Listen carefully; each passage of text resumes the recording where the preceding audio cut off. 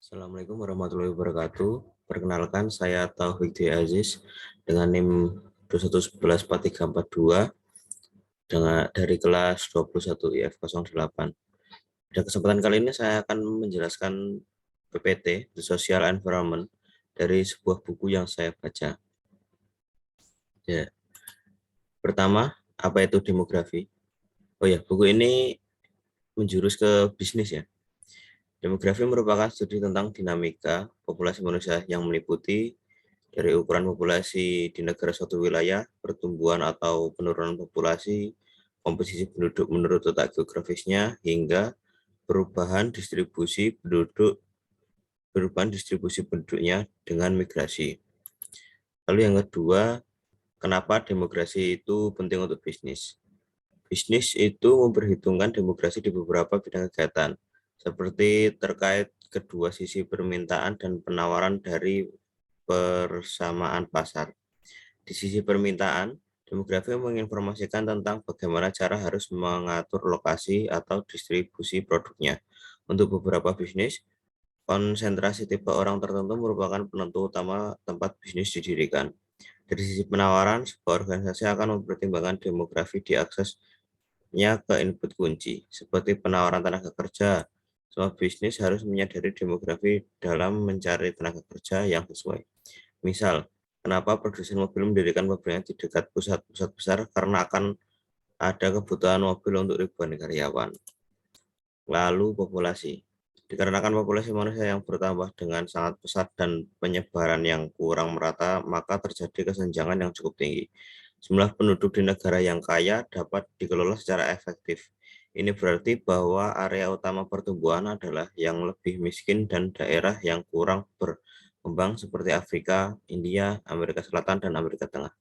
Di negara manapun, penentu pertumbuhan adalah disparitas antara angka kelahiran dan kematian. Di negara maju, tingkat kematian telah turun dengan kemajuan dalam hal-hal seperti pengetahuan medis, langkah, dan kondisi hidup yang lebih sehat. Namun populasi yang stabil lebih atau kurang terjaga karena jumlah kelahiran per tahun juga turun karena pasangan memiliki akses yang lebih besar ke kontrasepsi, kurang peduli tentang kematian bayi, dan lebih terjamin kesejahteraan di hari tua. Lalu ada kepadatan penduduk.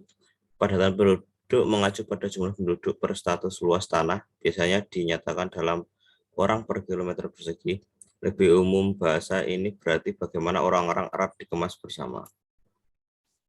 Populasi, keterampilan, dan pendidikan. Keberhasilan atau kegagalan bisnis sebagai besar tergantung pada ketersediaan orang-orang dengan tingkat keterampilan yang sesuai. Lalu ada populasi yang bekerja. Dua alasan yang penting untuk ukuran populasi pekerjaan di suatu negara. Yang pertama, tenaga kerja sebagai salah satu faktor produksi merupakan salah satu faktor penentu kemampuan negara untuk menambah nilai barang dan jasa. Dengan demikian mempengaruhi kemakmuran negara. Yang kedua, jumlah orang yang bekerja atau tersedia untuk bekerja ditentukan menambang berapa banyak uang yang dapat dikumpulkan pemerintah dalam pendapatan pajak terjadinya hal ini pada gilirannya mempengaruhi kualitas hidup dan kemampuan negara untuk menyediakan barang dan jasa publik dan jasa. Lalu ada pola pekerjaan. Yang pertama, perubahan struktural. Ekonomi Inggris telah mengalami perubahan struktural dalam 40 tahun terakhir dengan penurunan di sektor manufaktur dan peningkatan layanan industri.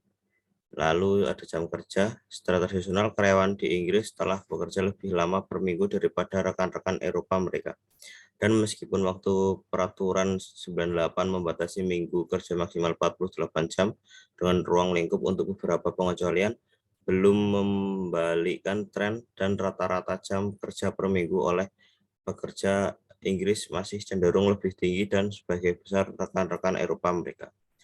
Lalu ada fleksibilitas kerja. Ada lebih banyak perempuan daripada laki-laki di populasi Inggris dan peningkatan tingkat partisipasi perempuan dalam angka kerja, digabungkan dengan perubahan pola kehidupan keluarga dan nilai-nilai sosial telah mendorong pengusaha untuk menawarkan tingkat fleksibilitas dalam pola kerja untuk menarik dan mempertahankan karyawan yang baik. Lalu ada pendapatan dan kemakmuran. Pendapatan disposable rumah tangga per kepala penduduk disesuaikan dengan inflasi. Lebih dari 2 kali lipat antara tahun 71 hingga 2002 dengan pengeluaran rumah tangga. Sehingga bagaimana cara orang untuk membelanjakan pendapatan yang telah berubah dari waktu ke waktu, mencerminkan perubahan dalam masyarakat, preferensi konsumen, dan pertumbuhan pilihan yang tersedia bagi konsumen. Lalu ada sikap terhadap hutang. Pandangan hutang dari masyarakat Inggris memandang hutang merupakan suatu hal yang sangat buruk, dan jika ada dari seorang penduduk yang tidak mampu membeli barang atau kebutuhan tersebut, maka mereka akan melakukannya tanpa barang atau kebutuhan tersebut. Dengan kata lain, mereka tidak membelinya jika tidak mampu. Lalu ada keprihatinan ekologis. Area opini publik yang menjadi terkenal belakangan tahun ini telah menjadi perhatian atas lingkungan bumi. Namun seiring waktu, mungkin ada variasi yang luas dalam pendapatan kolektif populasi dan bobot pendapatan masing-masing untuk isu-isu tertentu. Area opini lain yang dipilih. Banyaknya perubahan yang terjadi selama beberapa dekade dalam demografi dan kemakmuran ekonomi telah memicu banyak perubahan sikap dan pendapatan di belakangnya. Ketika kita menambah faktor seperti komunikasi global yang membuat kita semua lebih sadar dunia, kita dapat melihat bahwa banyak pengaruh potensi atas sikap dan tindakan kita. Lalu daftar pustaka. Referensi yang saya gunakan untuk menulis PowerPoint ini ada dari sebuah buku yang ditulis David Campbell dan Tom Clark 2005 yang diterbitkan di Italia dan saya terjemahkan menggunakan Google Terjemahan. Sekian dan terima kasih.